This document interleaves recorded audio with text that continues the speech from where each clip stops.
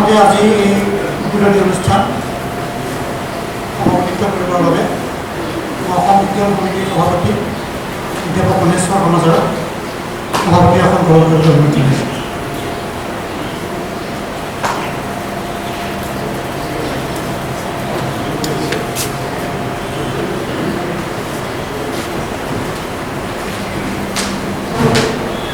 স্থানত এখন গামোচাৰে আদৰণি জনাবলৈ আমাৰ বিজ্ঞান সমিতিৰ কোষাধ্যক্ষ শ্ৰী তৰুণ ডেকাদেৱ অনুৰোধ জনাইছোঁ।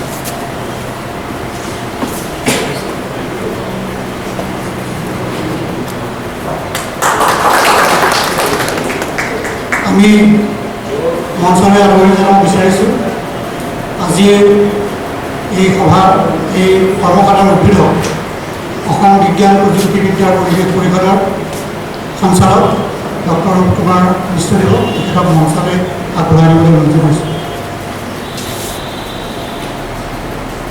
লগতে মঞ্চলৈ আমন্ত্ৰণ জনাইছোঁ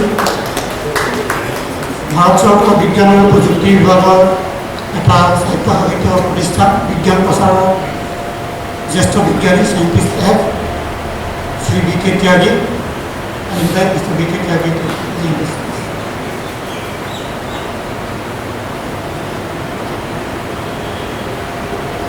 মঞ্চলৈ আমন্ত্ৰণ জনাইছোঁ আমাৰ এই কৰ্মশালাৰ মুখ্য সমল ব্যক্তি master resource person mister Manish Kumar. মই আমাৰ অসম বিজ্ঞান সমিতিৰ কাৰ্যবাহী সভাপতি ডক্টৰ মোহন চন্দ্ৰ কলিয়াদেৱকো সঞ্চালকখন জনাই জনাইছোঁ। আমি প্ৰথমতে আমাৰ ষ্টেকৰ সঞ্চালক ডক্টৰ ৰূপ কুমাৰ বিশ্বদেৱক আমাৰ সমিতিৰ তৰফৰ পৰা এখন গামোচা আৰু এটা ফুলৰ তলেৰে আদৰণি জনাব বিচাৰিছোঁ। আদৰণি জনাব আমাৰ অসম বিজ্ঞান সমিতিৰ যুটীয়া সচিব ডক্টৰ মীনাথ বৰ্মা।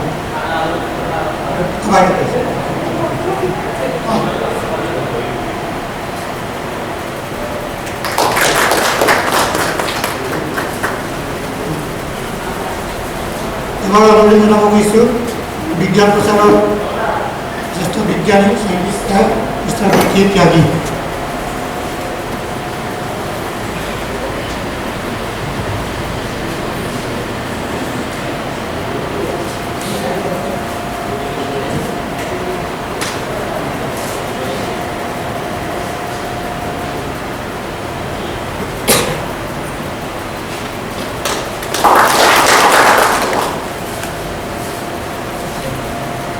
এবাৰ আদৰণি জনাব বিচাৰিছোঁ আমাৰ এই কৰ্মশালাৰ মুখ্য সমল ব্যক্তি মিষ্টাৰ মনীষ কুমাৰ দেৱক।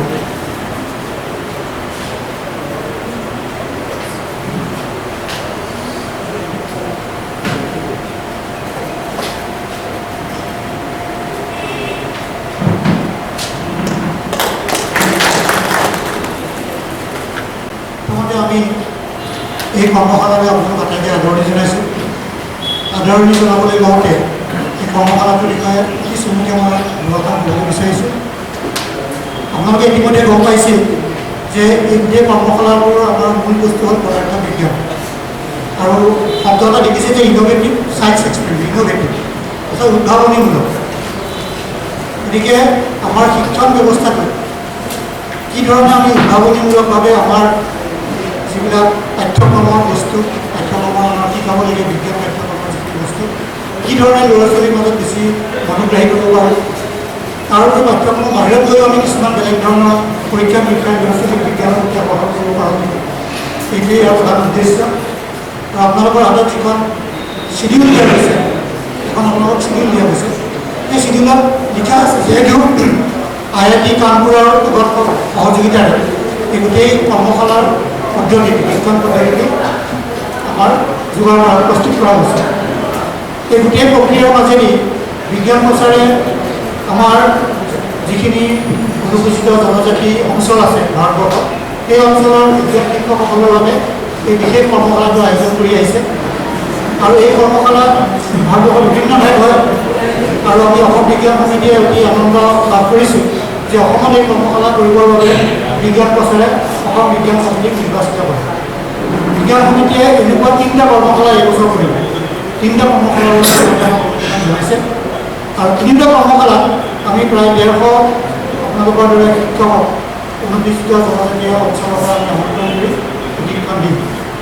ইয়াৰ উদ্দেশ্য এইটোৱেই যে ভৱিষ্যতে এনেকুৱা ধৰণৰ কৰ্মশালাত আপোনালোকে আমাৰ মূল সমন্বয় কৰিব লাগিব। গতিকে কৰ্মশালাটোৰ সবিশেষ শ্ৰী বিকে ত্যাগী আপোনালোকক জনাব আৰু কৰ্মশালাৰ তিনি 4 দিন মনীষ কুমাৰ আপোনালোকক থাকিব। ঘৰুৱা আমাৰ আত্মসন্মান ব্যক্তি আছে। গতিকে আমি 4 দিন আপোনালোকে দেখিছে যে আমি টেবুলবিলাক ভাগ ভাগকৈ দিছোঁ এবাৰ। এইকাৰণে টেবুলখিনি ভাগ ভাগকৈ দিছোঁ যে আপোনালোকে একোটা দলত পূৰা স্বাধীনচিত্তভাৱে কাম কৰিব পাৰিব। গতিকে ইয়াৰ যোগেদি এই কথাটো আপোনালোকক জনাব বিচাৰিছোঁ। পিছত আমাৰ আজি এই অনুষ্ঠানত উপস্থিত হোৱাৰ বাবে এছটিএফ সঞ্চালক ডক্টৰ কুমাৰ মিশ্ৰ, বিজ্ঞান প্ৰচাৰ নয়দাৰ পৰা বিকে ত্যাগী, উত্তৰ প্ৰদেশৰ পৰা আমাৰ মনীষ কুমাৰ, লগতে আমাৰ বিজ্ঞান সমিতিৰ জ্যেষ্ঠ সদস্যসকল আৰু আপোনাৰ আটাইকে আদৰণি জনাই মোৰ আদৰণি ভাষণ সামৰণি মাৰিছোঁ। ধন্যবাদ।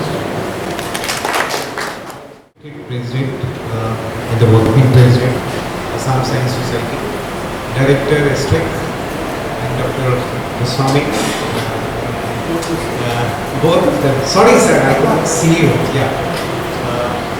And Manish. मैं हिंदी में बात करूँ तो will you be able to understand? I think ये वर्कशॉप के लिए हम लोग जयपुर में बहुत दिनों से कोशिश कर रहे थे कि एक प्रोजेक्ट हम लोगों ने किया था प्रोफेसर HC वर्मा जी के साथ कानपुर आए थे। हम लोग शायद फिजिक्स पढ़ाते हैं तो उनका नाम जानते हैं।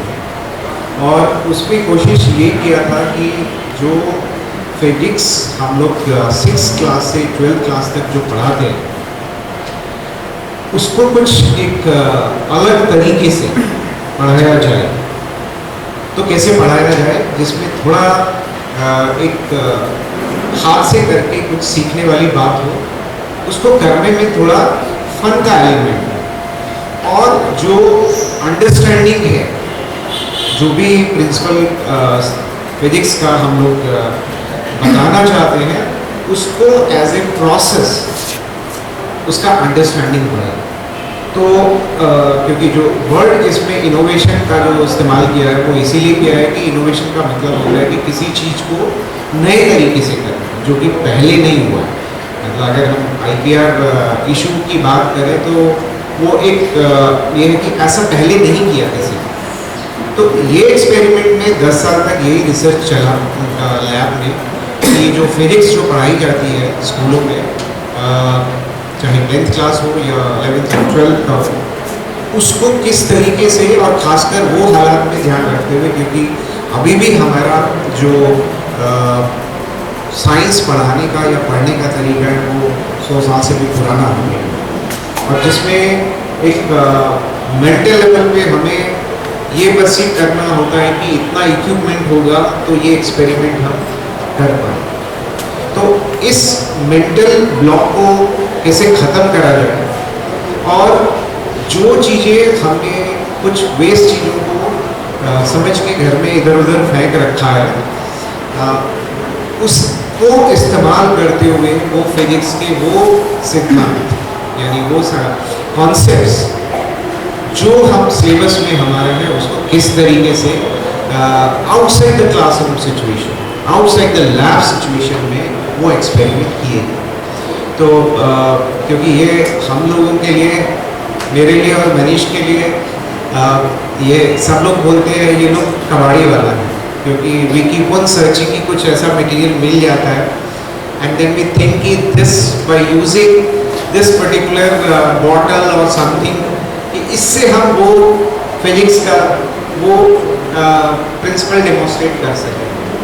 सो we always have a jhola, अगर हमें कुछ भी मिल जाता है कहीं से जंक से, so we try to collect it. So I think after this workshop I hope you will also follow the same trend कि ये वर्कशॉप में हम कोशिश ये कर रहे हैं क्योंकि ये 4 ही दिन का वर्कशॉप है और इसमें थोड़ा एक अंडरस्टैंडिंग का पार्ट है, थोड़ा एक स्किल का पार्ट है, थोड़ा कम्युनिकेशन का पार्ट है। तो वो तीनों को बहुत जल्दी इंटरनलाइज करना थोड़ा डिफिकल्ट होगा। तो इसलिए हमने कोशिश ये किया है कि क्योंकि ये 3 वर्कशॉप एक सीरीज में होना है, तो जितना आप यहाँ पे उसको समझ पाएंगे, कर पाएंगे, अगली वर्कशॉप में कुछ आप में से कुछ सेलेक्टेड लोगों को हम यहाँ बुलाएंगे, और जो मनीष और मैं हम लोग जो आपके साथ एक्टिविटी कंडक्ट करेंगे वो अगली बार शायद आपको करना है नए ग्रुप के साथ। तो ये इस वर्कशॉप का पूरा मॉड्यूल है कि हम कोई 150-200 एक्सपेरिमेंट्स हम पहले इंट्रोडक्शन राउंड में ये जानने की कोशिश करेंगे कि आप कौन सी क्लास को पढ़ाते हैं, तो उसमें से जो एक्सपेरिमेंट्स जो कॉन्सेप्ट जो आप क्लासरूम में पढ़ाते हैं उनको कोशिश करेंगे कि इस वर्कशॉप में सबको लिया जाए और उनको करके देखा जाए। और जब आप यहाँ से जाएंगे तो एक सीडी जिसमें वो सारे एक्सपेरिमेंट जो हम लोग यहाँ करेंगे उसमें वो है हिंदी और इंग्लिश दोनों में वो सीडी अवेलेबल है, और कुछ फिल्में जो कि कहीं ना कहीं फिजिक्स से कि किस तरीके से जो फिजिक्स है उसका कॉन्सेप्ट कैसे डेवलप हो। कि एक टाइम आया था जब बिगिनिंग ऑफ 19th सेंचुरी जो नेचुरल साइंटिस्ट हैं, फिजिसिस्ट हैं, उन्होंने बोला था कि फिजिक्स में जो एकेडमिकली जो काम होना था वो हो गया, now the physics is a close chapter. But suddenly then we had this Einstein paper कि जो मैक्रो लेवल पे फिजिक्स था वो माइक्रो लेवल पे चले गया, we had entered into the quantum world, so a new branch of physics started. So that's way how the science progress. तो वो भी हम जानने की कोशिश करेंगे डिफरेंट एक्सपेरिमेंट के जरिए, डिफरेंट जो फिल्में हम यहाँ देखेंगे वो, और जो एक्टिविटी करेंगे। So this all about this the framework of this workshop. और मुझे उम्मीद है कि इसमें कोशिश करिए कि try to be a child for at least 4 days, है ना। डोंट से कि मैं तो पढ़ाता हूँ और आई नॉट डू दैट, और don't hesitate of doing the thing which Manish or myself is asking you to do. Just think you are a 7 to 8 years old child who is full of curiosity and all the time he is saying ये क्या है, ये क्या है, ये कैसे हुआ, और can I do that? Because when a child sees something, first he observe, then he feel, and then he try to imitate. So put your tag of your teacher that outside this room and entered in this room after the tea break as a child of 8 to 9 years old. I think then you will really appreciate this workshop, you will enjoy that workshop, and it will be a very, very unique experience for all of us.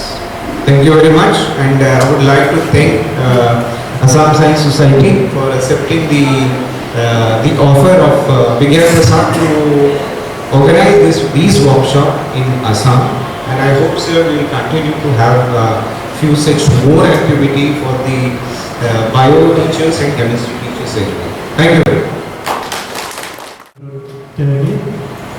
Now I request Dr.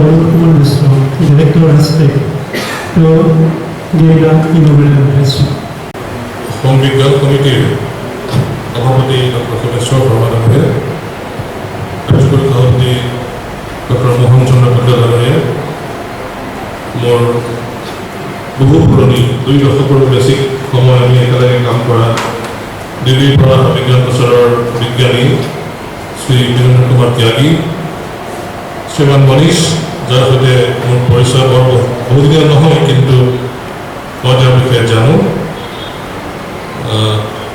Cotton কলেজৰ শিক্ষাগুৰু doctor Anil Kumar Goswami sir, বিজ্ঞান প্ৰসাৰৰ ক্ষেত্ৰত যিখিনি কাম কৰিব পাৰিছোঁ সেই ক্ষেত্ৰত কেতিয়াবা উজুতি খালে সততে পৰামৰ্শ বিচাৰি পৰামৰ্শ পোৱা ডক্টৰ দীনেশ চন্দ্ৰ গোস্বামী, বিজ্ঞান সমিতিৰ বিষয়ববীয়াসকল আৰু অতি মৰমৰ শিক্ষক শিক্ষয়িত্ৰী বন্ধু বান্ধৱী যিসকলে এই কৰ্মশালাৰ কাৰণে ওলাই আহিছে।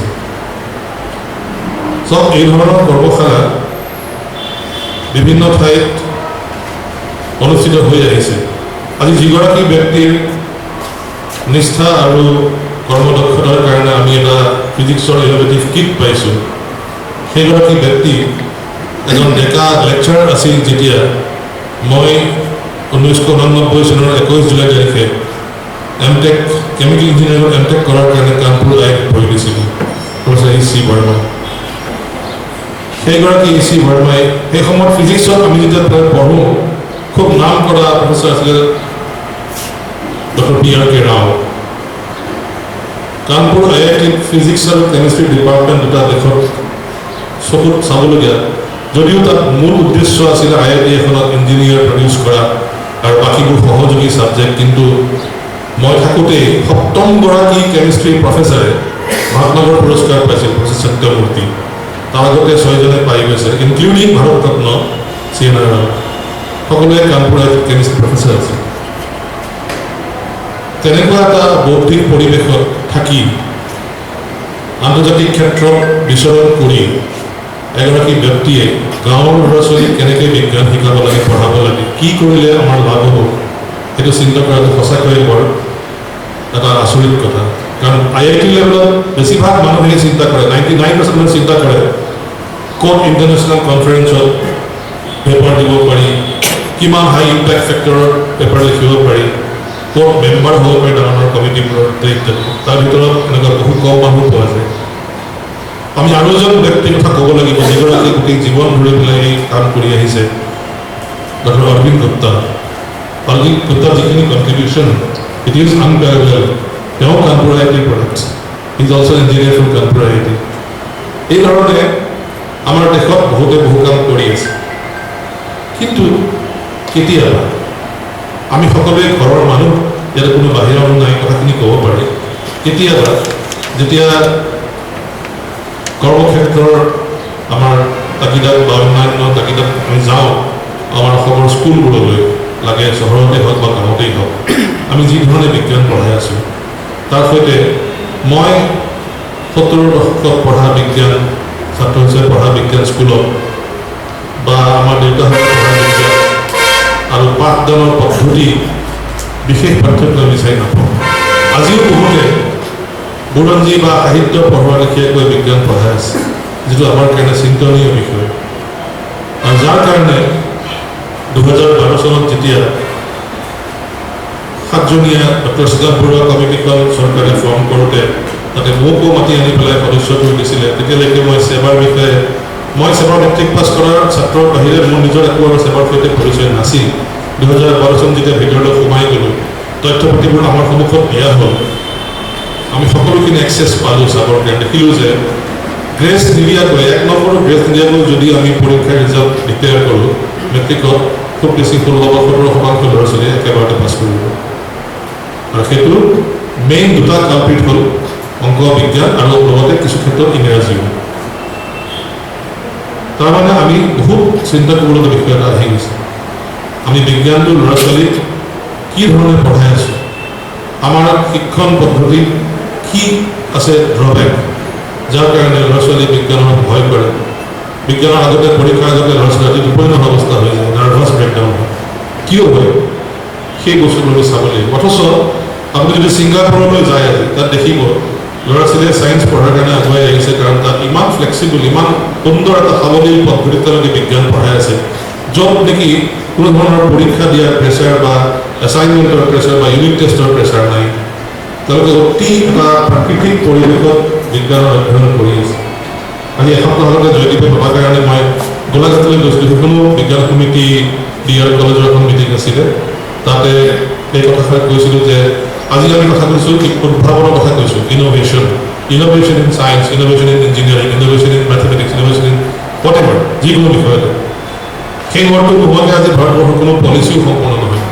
18 চনৰ পৰা চলি অহা ছায়েন্স এণ্ড টেকনলজি পলিচিখন আজি নাম হৈছে ছায়েন্স টেকনলজি ইনোভেশ্যন পলিচি। 2013 চনত যিখন লাষ্ট আমাৰ খচৰা ওলাইছে ভাৰতৰ STI পলিচি বুলি কয়। তাৰমানে innovation is a part of life. ত্যাগীয়ে কৈছে innovation does not mean doing different things. লোকে কৰা কামৰ বাহিৰত আপুনি কিবা চিন্তা কৰা অদ্ভুত কাম কৰাৰ দৰকাৰ একো নাই। You don't do different things, you do things differently. একেটা কামকে আমি অইন ধৰণে কৰোঁ। গতিকে সেই ধৰণৰ পদ্ধতি অৱলম্বন কৰি যিখিনি মানুহে এতিয়ালৈকে আগবাঢ়ি আহিছে বা যোনে এই এটা আমাৰ দেশৰ দৈন্যতাৰ কথা চিন্তা কৰিছে 1902 চনত এজন ভাৰতীয় ভাৰতবৰ্ষত কাম কৰি মেলেৰিয়া নিৰ্মূল কৰাৰ কাৰণে ৰনাল্ড ৰছে নোবেল প্ৰাইজ পাইছিলে আৰু 2009 চনত ভেংকট ৰামকৃষ্ণই পাইছে সংখ্যা চাব গ'লে 6টামান নোবেল প্ৰাইজ আছে বিজ্ঞান কিন্তু ভাৰতীয় তালিকাত মাত্ৰ এজন চি.ভি. ৰমন কাৰণ বাকীবোৰ হৰগোবিন্দ খুৰানা বাহিৰত গ'ল চন্দ্ৰশেখৰ বাহিৰত গ'ল ৰছ ব্ৰিটিছ ইণ্ডিয়া আৰু ভেংকট ৰামকৃষ্ণ এতিয়াও পঢ়াই আছে কেম্ব্ৰিজ ইউনিভাৰ্চিটি কেমিষ্ট্ৰিত গতিকে আমাৰ হিচাপত নাহিল নোবেল প্ৰাইজবোৰ আমাৰ দেশত কাম কৰি মাত্ৰ এজনেই পালে আৰু সেইজন আমাৰ এতিয়া একেবাৰে শিৰোমণি আমি তেওঁৰ সৰ্বত কৰিয়ে বিজ্ঞান দিৱস পাতোঁ চি.ভি. ৰমনক লৈ গৌৰৱ কৰোঁ কিন্তু তাৰ লগে লগে আৰু চি.ভি. ৰমন কেনেকৈ তৈয়াৰ কৰিব পাৰি আমাৰ দেশৰ আমাৰ কৰ্মশালা আমাৰ গৱেষণাগাৰত সেইটো চিন্তাৰ ক্ষেত্ৰত আমি কিন্তু যিমানখিনি কাম কৰিব লাগে সেইখিনি কৰা নাই চৰকাৰে বহুত চেষ্টা কৰিছে নকৰা নহয় NGOবোৰেও কৰিছে বিজ্ঞান সমিতিৰ নিচিনা অৰ্গেনাইজেশ্যনবোৰেও কৰিছে কিন্তু সেইবোৰ কেনেকুৱা হৈ গৈ পেলাই কাৰণ অৰ্থৰ অভাৱ সবল ব্যক্তিৰ অভাৱ লগা পৰিমাণে যিমান হ'ব লাগে সিমানৰ অভাৱ সেইকাৰণে গৈ পেলাই গোটেই বস্তুটো গৈ পেলাই সাগৰত এক বাল্টি পানী ঢালি নিচিনা অৱস্থা এটা হৈ গৈ পেলাই তাৰ পৰা ডিফাৰেঞ্চটো গম পোৱা নাযায় আমি নিজেই দেখোন শিশু বিজ্ঞান সমাৰোহ 25 মিনিট ধৰি পেলাই কৰিলোঁ আমি কি কৰিছিলোঁ তেতিয়া সেই সময়ত যে ল'ৰা ছোৱালীয়ে নিজৰ মস্তিষ্কৰ দুখন হাত ব্যৱহাৰ কৰি পেলাই এটা এনেকুৱা ধৰণৰ প্ৰকল্প কৰিব বিজ্ঞানৰ তেওঁৰ যিটো থলুৱা ঘৰুৱা সমস্যাৰ লগত জড়িত সেইখন ঠাইৰ লগত জড়িত যিটোৱে তেওঁলোকক এটা বিজ্ঞান মানসিকতাৰ উদ্বেগ কৰিব আৰু তাৰ পৰা তেওঁলোকে বিজ্ঞানৰ প্ৰতি ধাৱমান হ'ব they will love science and love scientific principles pursuits সেই বস্তুবোৰ কিমানখিনি হৈছে কাৰণ মই দেখিছোঁ আমাৰ ইয়াতে যিখিনি আপোনালোকৰ শিক্ষক আহিছে তাৰ ভিতৰত আমাৰ শিশু বিজ্ঞান সমাৰোহৰ লগত জড়িত শিক্ষকো আছে কোকৰাঝাৰৰ পৰা আহিছে মই দেখিছোঁ গতিকে আপোনালোকে কথাবোৰ চিন্তা কৰি চাব একেখিনি কথা একেখিনি পাঠ্যপুথি আমি কিবা অলপমান কষ্ট কৰি পেলাই ক্লাছৰুমৰ বাহিৰতেই হওক ভিতৰতেই হওক ল'ৰা ছোৱালীক কিছু চিন্তা কৰাৰ স্বাধীনতা দি কিছু প্ৰশ্ন কৰাৰ স্বাধীনতা দি পেলাই আমি আগবাঢ়ি নিব পাৰোঁ এই ট্ৰেণ্ডবোৰ আমি চাব লাগিব সমাজত দুই ধৰণৰ কথা চলি আছে খুব ভাল স্কুলত চিট পাব লাগিলে নাৰ্চাৰী আজিকালি ক্ৰেছ বা এনেকুৱা ধৰণৰ কিছুমান স্কুল আছে প্ৰিপেৰেটৰী স্কুল য'ত ল'ৰা ছোৱালীক সুস্থ বিদ্যাৰ ওপৰত জোৰ দি পেলাই তাতে আগবঢ়াই নিয়া হয় স্কুলবোৰৰ চিলেবাছ ইমান বেছি ভাৰী হেভি যাৰ কাৰণে ল'ৰা ছোৱালীয়ে প্ৰশ্ন শুনিলে টিচাৰে বিৰক্ত হয় এইবোৰ সম্পূৰ্ণ বিজ্ঞানৰ পৰিপন্থী সেইকাৰণে মই আপোনালোকক অনুৰোধ জনাইছোঁ এটা ভাল সুযোগ এটা আহিছে ডক্টৰ APJ আব্দুল কালামৰ মৃত্যুৰ পিছত ভাৰতবৰ্ষত বিজ্ঞানক অন্তঃকৰণে ভাল পাই নিজৰ বাসভৱনটো এটা বিজ্ঞানৰ আশ্ৰমলৈ পৰিৱৰ্তন কৰি কানপুৰ IIT পিছফালে এখন গাঁৱত যি মানুহে আহে দেশৰ পৰা সকলোকে সোমাবলৈ অধিকাৰ দিয়া প্ৰফেচৰ H.C. ভাৰ্মাৰ নেতৃত্বত কিবা এটা বস্তু আগবাঢ়িছে আপোনালোক ভাগ্যৱান যে আপোনালোকে বিজ্ঞান সমিতিৰ জহত বিজ্ঞান প্ৰচাৰৰ জহত আজিকালি এই বস্তুখিনি এটা পাব চাৰিদিন ধৰি পেলাই মই অনুৰোধ জনাইছোঁ আপোনালোকে এইখিনি গ্ৰহণ কৰক আজি 30জন বা 35জন শিক্ষক ইয়াৰ পিছত দ্বিতীয় তৃতীয় পৰ্যায়ত আৰু 30-35জন আমি যদি 100জন শিক্ষক আমাৰ দেশত অসমত তৈয়াৰ কৰিব পাৰোঁ তাৰ পৰা কিছু হ'লেও হ'ব মই যে পদাৰ্থ বিজ্ঞানৰ প্ৰতি আমাৰ ল'ৰা ছোৱালীৰ এটা ধাউতি বাঢ়িব তেওঁলোকৰ এটা অহেতুক ভয় আছে সেইটো নাইকিয়া হ'ব আৰু তেওঁলোকে বিজ্ঞানৰ মানসিকতা আগবাঢ়ি যাব সক্ষম হ'ব দেশত বহুত মানুহে কাম কৰি আছে আজি নহয় 30 বছৰ আগতে মই এজন ব্যক্তি পাইছিলোঁ এখন ভৰি নাই পলিঅ' আক্ৰান্ত পেন লৈ পেলাই খোজকাঢ়ে এখন ভৰি আঁঠুৰ পৰাই নাই তেওঁ সেই মানুহজনে প্ৰায় 100টাতকৈ বেছি ছায়েন্সৰ এনেকুৱা ধৰণৰ ইন'ভেটিভ মেথডছ তেওঁ তৈয়াৰ কৰিছিলে কিছুমান সাধু কথা কিছুমান এনেক্ডট কিছুমান সৰু সৰু কথা যিবোৰে ল'ৰা ছোৱালীক বিজ্ঞানৰ প্ৰতি আকৃষ্ট কৰে এখন স্কুলত তেওঁ যাওঁতে বাৰে বাৰে ল'ৰা ছোৱালীখিনিক কৈ আছে অনুঘটক কেটালিষ্ট হোৱাট ইজ কেটালিষ্ট বাৰে বাৰে কয় শিক্ষকে যে catalyst is something which doesn't take part directly in the chemical reaction but helps in reaction enhances the rate of reaction and after the chemical reaction is over A plus B equal to C plus D the catalyst will come out itself he ক্ষয় নহয় অক্ষয় নিজে নিজে বাহিৰলৈ গুচি আহে he can recycle the catalyst আমিও দেখিছোঁ as a chemical engineer আমি দেখিছোঁ তৃপ্তি বনস্পতি ফেক্টৰীত নিকেল কেটালিষ্ট ইউজ কৰে যিখিনি ইউজ কৰে সেইখিনি ওলাই গুচি আহে চ' ল'ৰা ছোৱালীয়ে বুজি নাপায় ঠিক ভিডিঅ'টো কৰে কি বস্তু এইটো এতিয়া এই শিক্ষকজন মই যে কৈছোঁ পলিঅ' আক্ৰান্ত শিক্ষকজন মধ্যবৰ্ষৰ ভিতৰত গাঁৱৰ মই মিটিঙত বহি আছোঁ I am cheating in Bhopal মোৰ জীৱনত প্ৰথম মই পদক্ষেপ দিছোঁ যে ইঞ্জিনিয়াৰিং কলেজত পঢ়োৱাৰ বাহিৰেও যদি কিবা এটা কৰিব পাৰোঁ শিকিব পাৰোঁ চেষ্টা কৰি চাওঁ তেতিয়া তেওঁ কৈ আছে এজন ৰজা মৰিবৰ সময়ত তেওঁ খুব মৰমৰ যিখিনি বস্তু সেইখিনি তেওঁ উইল ক'ব আহিলে, উইল টেষ্টামেণ্ট। প্ৰধানমন্ত্ৰী মাতি আনি ক'লে অমুকটো বিল্ডিং ডাঙৰ ল'ৰা, অমুকটো মাজু ল'ৰা, অমুকটো সৰু ল'ৰা, মহাৰাণী এইখিনি পাব, কাক কি দিব ঠিক কৰিলে। 19টা ঘোঁৰা আছে ৰাস্তাবোৰত, 19 হৰ্চেছ, অতি মৰমৰ 19টা ঘোঁৰা, তেজস্বী ঘোঁৰা। ৰজা খুব বেছি চেঞ্চিটিভ ঘোঁৰাখিনি লৈ পেলাই তেওঁ কৈছে যে এই ঘোঁৰাখিনিৰ হাফ দিব লাগে মোৰ ডাঙৰ পুত্ৰক, 1/4 দিব লাগে দ্বিতীয় পুত্ৰক, 1/5 দিব লাগে তৃতীয় পুত্ৰক। মন্ত্ৰীয়ে উইল কৰিলে, ৰজা ঢুকাল, বাকী বস্তুবোৰ ভাগ হৈ গ'ল, সোণৰ গহনা ইত্যাদি ইত্যাদি। ঘোঁৰা কিন্তু ভাগ নহয়, 19টা ঘোঁৰা, ডাঙৰক দিব লাগে হাফ, 9.5টা। জীৱিত বস্তু কাটিব কেনেকৈ আপুনি এতিয়া? মহামন্ত্ৰী এনেকৈ বহি আছে ৰাস্তাত, ইফালৰ পৰা আহি আছে এজন লেৰেলা চেৰেলা এটা ঘোঁৰা লৈ পেলাই এজন মানুহ আহি আছে। সেই মানুহজন আমাৰ সভ্যতা সংস্কৃতি, আমি অসমত হয়তো গোপাল ভাঁড় বা নিৰ্মল ভৰিয়া বুলি কওঁ, চাউথত ক'ব তিনিআলি ৰামকৃষ্ণ, নৰ্থত ক'ব বীৰবল বুলি। তেওঁৰ কিছুমান কেৰেক্টাৰ আছে নাই? ৰজাৰ নামত থাকে কোৰ্ট জেষ্টাৰ, একো ধৰণৰ নিজৰ স্বাৰ্থ নাই, দে চল্ভ প্ৰব্লেমছ। সেই মানুহজন সেইখন ৰাজ্যত তেওঁ আহি আছিলে, আহোঁতে বোলে মহামন্ত্ৰী কি হ'ল? ডাঙৰ পুত্ৰ ৰজা হ'ল বোলে, হ'ল, চব হ'ল। ডাঙৰীয়া মই 19টা ঘোঁৰা ভাগ কৰি মই বেলেগ যাব পৰা নাই। মোৰতো লৈ যাওকচোন দি পেলাই বান্ধি দিয়ক ৰাস্তা পালে। আপোনাৰ ঘৰটো বান্ধি দিম, চেৰেলা পৰা ঘোঁৰা দিয়কচোন বান্ধি পেলাই, আপুনি দিলে বান্ধি পেলাই 20টা হ'ল। ডাঙৰ পুতেক দিব লাগে কিমান? ৰজাৰ উইল মতে হাফ, 10টা ঘোঁৰা তাৰপৰা দিলে উলিয়াই পেলাই। ছেকেণ্ডজনক 1/4, 20টাৰ 1/4, 5টা দি দিলে উলিয়াই। তৃতীয় পুত্ৰত 1/5, 20টাৰ 1/5, 4টা, 10 যোগ 5 যোগ 4, 19টা। হ'লনে মন্ত্ৰী? বোলে হ'ল। মোৰতো দিয়ক, মই ঘৰত যাম এতিয়া। চেৰেলাৰ পৰা ঘৰত লৈ পেলাই ওলাই গুচি গ'ল। This is the catalyst. এটা ঘটনা হোৱা নাছিলে, অংক নিমিলে, 20 নম্বৰ ঘোঁৰাটোৱে গোটেই অংকটো চল্ভ কৰি দিলে। 20 নম্বৰ হোৱাৰ লগে লগে আপোনাৰ 1/2, 1/5, 1/4, 1/5 everything came in to place. তাৰ ৰোল হ'ল কেটালিষ্ট। আপুনি যদি এই সাধু ল'ৰা ছোৱালীক কয় কেমিষ্ট্ৰি ক্লাছত, মই 100% চিয়ৰ গোটেই জীৱন নাপালোঁ, 35 বছৰ পাৰোঁ। গতিকে আমি পাৰোঁ। উই আৰ টিচাৰ্ছ। ময়ো ডাইৰেক্টৰ এতিয়া হৈছোঁ অলপতে, ময়ো শিক্ষক পেছা। ইয়াতে বেছিভাগ মানুহে বহিছে চব শিক্ষক। We are all 99.9% we are teachers. We have a role to play, we have a commitment. আমি টিপিকেল টেক্সট বুক মুখস্থ কৰি পেলাই ল'ৰা ছোৱালীক বুৰঞ্জী নিচিনা বিজ্ঞান পঢ়াব নোৱাৰোঁ। যদি কৰিছোঁ, পাপ কৰিছোঁ, সেইখিনি প্ৰায়শ্চিত্ত কৰিব লাগিব। তাৰ কাৰণে এই ধৰণৰ প্ৰয়াস আৰম্ভ হৈছে। বেছি নকওঁ, এই বিশেষ যিটো কৰ্মশালা 4 দিনীয়া, এইটো কৰ্মশালা আজি অফিচিয়েলি উদ্বোধন কৰাৰ বুলি মই ঘোষণা কৰিলোঁ। আৰু মোক ইয়াত মাতি আনি দৰ্শন কৰিব দিয়াৰ কাৰণে বিজ্ঞান সমিতিক মই ধন্যবাদ জ্ঞাপন কৰোঁ। নমস্কাৰ।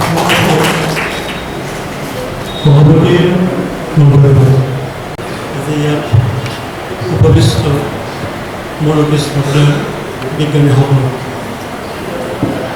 ইয়াৰ ভিতৰত বহুসংখ্যক শিক্ষক আছে, যিসকলে আজি কিবা এটা নিৰ্দিষ্ট উদ্দেশ্য এটা লৈ আজি ইয়াত উপস্থিত হৈছে। সেই উদ্দেশ্য হ'ল তেখেতসকলে বিজ্ঞান কিধৰণে শিকাব লাগে সেই সম্পৰ্কে কিছু নতুন কথা শিকিব। বিজ্ঞানৰ কথাবিলাক কিধৰণে নতুন চিন্তাৰে উজ্জীৱিত কৰি তাক নতুন ৰূপ দিব পাৰি, সেই ধৰণৰ তেখেতসকলে ইয়াত কিছু শিক্ষণ প্ৰক্ৰিয়াৰ জৰিয়তে শিক্ষা লাভ কৰিব। এই উদ্দেশ্য লৈ আটাইবোৰ ইয়াত উপস্থিত হৈছে। মই আশা কৰিছোঁ যে তেখেতসকলৰ ইচ্ছা সফলকাম হ'ব, কিয়নো তেখেতসকলৰ ইচ্ছা ফলৱতী কৰাৰ কাৰণে তেখেতসকলক নতুন শিক্ষণ পদ্ধতিৰ জ্ঞান প্ৰদান কৰাৰ কাৰণে ইয়াত কেইবাজনো অতি জ্ঞানী গুণী মানুহক নিমন্ত্ৰণ কৰি অনা হৈছে। তেখেতসকলে আপোনালোকৰ লগত যিসকলে শিক্ষা লাভ কৰিবলৈ আহিছে, আপোনালোকৰ লগত ইয়াত এই 4 দিন থাকিব। গতিকে তেখেতসকলৰ পৰা আপোনালোকে যিমানখিনি পাৰে আদায় কৰি ল'বৰ কাৰণে যত্ন কৰিব, যাতে আপোনাৰ ঘৰলৈ উভতি গৈ আপোনালোকৰ যিখিনি আহৰণ কৰা জ্ঞান, সেইখিনি যাতে আপোনালোকৰ নিজৰ লগৰীয়াসকলক বা নিজৰ যিসকলে আজি ইয়াত অহাৰ সৌভাগ্য লাভ কৰা নাই, তেখেতসকলক আপোনালোকে জনাই সমগ্ৰ সমাজতে এটা বিজ্ঞান মনস্কতা বা বিজ্ঞানৰ নতুন ধৰণে চিন্তা কৰা এটা সুযোগ এটা আপোনালোকে দিব। গতিকে মই আৰু ইয়াতে বিশেষ ক'বলগীয়া তেনেকুৱা একো কথা নাই। আপোনালোকক ইয়ালৈ ৰখাৰ কাৰণে আপোনালোক আটাইকে ধন্যবাদ জনাইছোঁ। এই কাৰ্যখিনি সম্পূৰ্ণ কৰাৰ সুযোগ দিয়াৰ কাৰণে বিজ্ঞান প্ৰচাৰক নিশ্চয় আমি কৃতজ্ঞতা জনাব লাগিব। তাৰ লগতে অসম বিজ্ঞান কমিটিও খাদ্যানুসাৰে ইয়াত हाथ उजान दिया करना। और मैं साइंस कम्युनिकेशन के फील्ड में मेरा जन्म 11 अगस्त 2011 को हुआ था। I just new you know baby 11 अगस्त 2011 6 साल का। तो आपने नोटिस किया होगा जब भी आप कभी किसी पब्लिक प्लेस पर होते हैं, हॉस्पिटल्स, मार्केट, और अगर आप अपनी फैमिली के साथ हैं,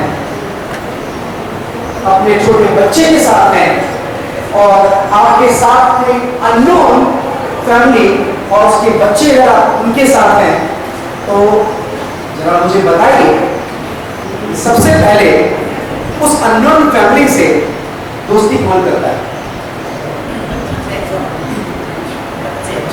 बच्चे। पहले वो जो हमारा फैमिली का बच्चा है वो उस बच्चे को धीरे से उसके पास जाता है और उसको थोड़ा सा छू के जो है चलाता है। वो उसको छूता है, वो उसको छूता है, एक दूसरे को छूते हैं, और हमारा काम क्या होता है? हमारा काम मना करना होता है। नहीं सर आप नहीं करते, ऐसा नहीं करते। हम शुरू से रोकने का काम करते हैं, शुरू से रोकने का काम करते हैं। प्रॉब्लम हो गई थी।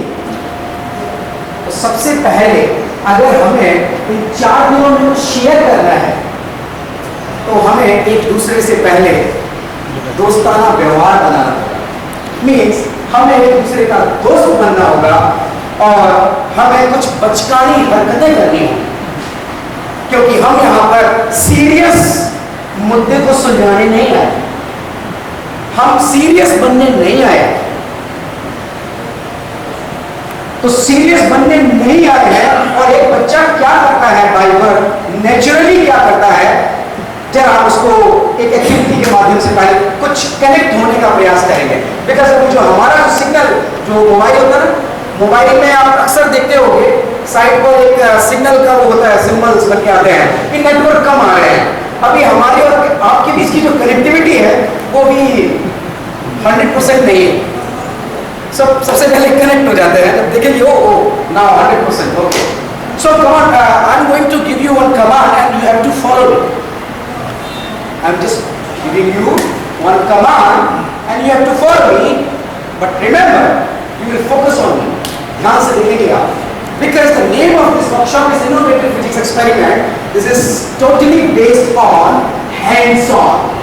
हाथ खोलने होंगे, दिमाग खोलना होगा, अपने आप खोलना होगा, बांधना नहीं है।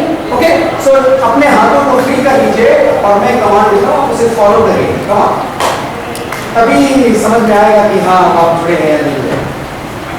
इसका वॉल्यूम बढ़ा दीजिए, मेरा वॉल्यूम गड़बड़ होता है, लेकिन इसकी जरूरत नहीं पड़ती। ओके, अपना इंडेक्स फिंगर निकालिए बाहर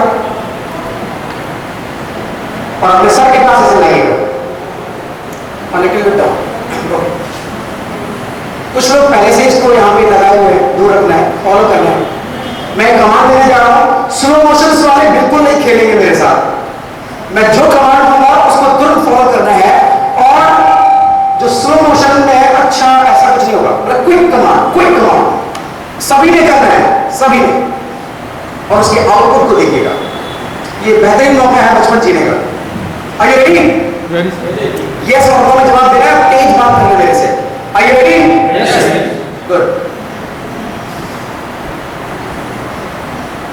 टच योर हैंड।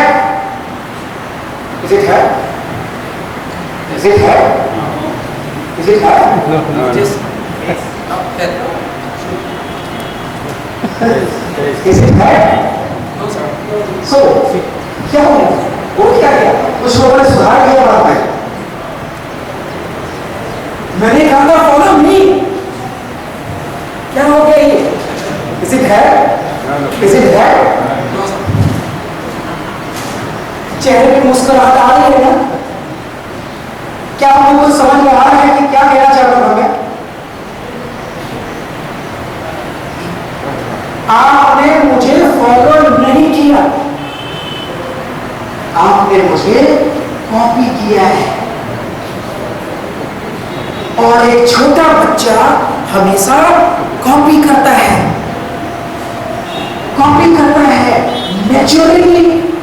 नेचुरली हम लोग हमेशा एक बचपना, एक बच्चा हमारे अंदर हमेशा रहता है। टीचर की एक अपनी रिस्पॉन्सिबिलिटी है, इतनी बड़ी रिस्पॉन्सिबिलिटी है कि मैं क्या कर रहा हूं, कैसे कर रहा हूं, वो हर वक्त हमें जानना होता है, क्योंकि उसका सीधा इंप्रेशन उस बच्चे के दिमाग में जाता है और वो जो इमेज बनती है वो लाइफ लॉन्ग रहती है। और बच्चे कॉपी करते हैं। फॉलो करने का मतलब है कि जब आप कुछ देख रहे हो, उसके बाद जो आपने किया, मैंने बोला टच योर हेड, और आपने हेड कहा था, फिर आपने सुधार किया। इसके पीछे साइंटिफिक लॉजिक है। This is not just only activity, this is an experiment which you can show inside the classroom.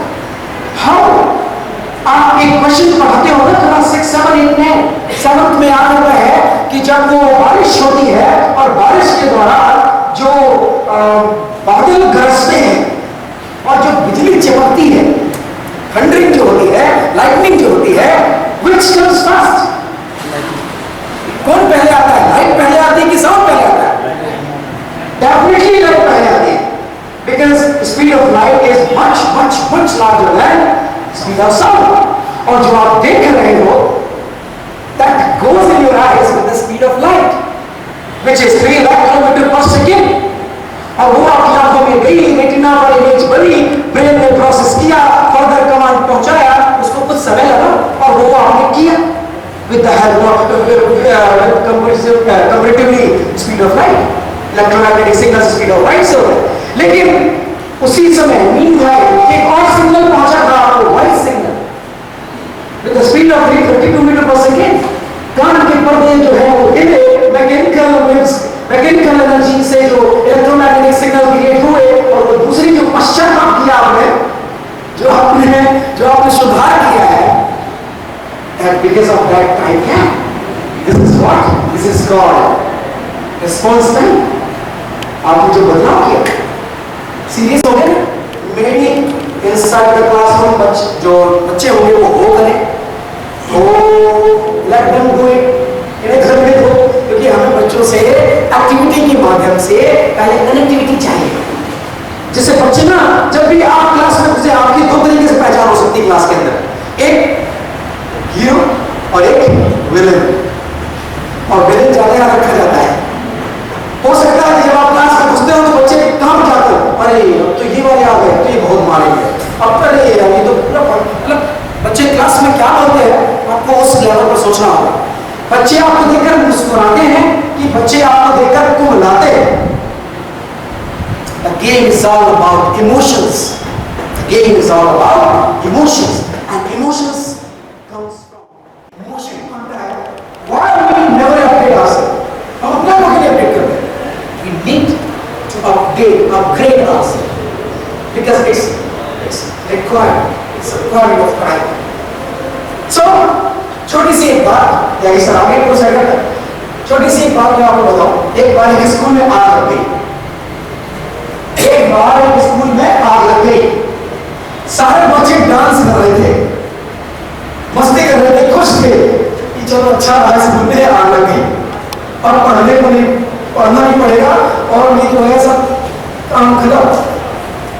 एक बच्चा बैठ के ना रो रहा था, बैठ के एक बच्चा मार, तो बाकी जाके बोले कि what are you crying, it's time to celebrate, सब खत्म हो गया, पढ़ाई का झंझट खत्म। बोलता नहीं यार इसलिए रो रहा हो ना, टीचर तो जिंदा है, टीचर तो जिंदा है, अब ये फिर से लगा देगा क्लास नहीं लगे। The problem is not school, problem is not surrounding, problem is not books, problem is teaching. Problem is teaching. So come on, अपने हाथों को घुमाइए, मैं फिर से घुमाने के दौरान आपको बोले और बोलने के दौरान मैं आपको बोलूंगा कान, तो आपको कान पकड़ना है ना, जब मैं बोलूंगा नाक तो नाक पकड़ना है, जब आपको बोलूंगा बाल तो बाल, जब मैं बोलूंगा गाल तो गाल, याद रखिएगा अपना ही पकड़ना है। पता चले जाओ शरारती लड़के बदलवाने को पकड़ना, ठीक है? Okay, are you ready? Are you ready? आवाज एक साथ नहीं है, रेजोनेंस होना चाहिए। Are you ready? Yes. Good. Come on. ध्यान से मुझे देखेंगे, फॉलो करेंगे। ओ लाउडली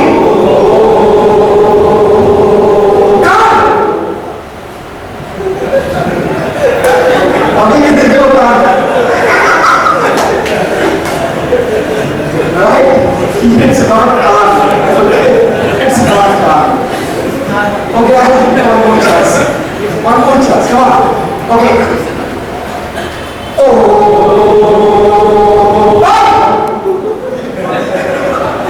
अभी भी okay. तो बात so this is the motive कि हम जो भी देखते हैं उसे पहले करते हैं।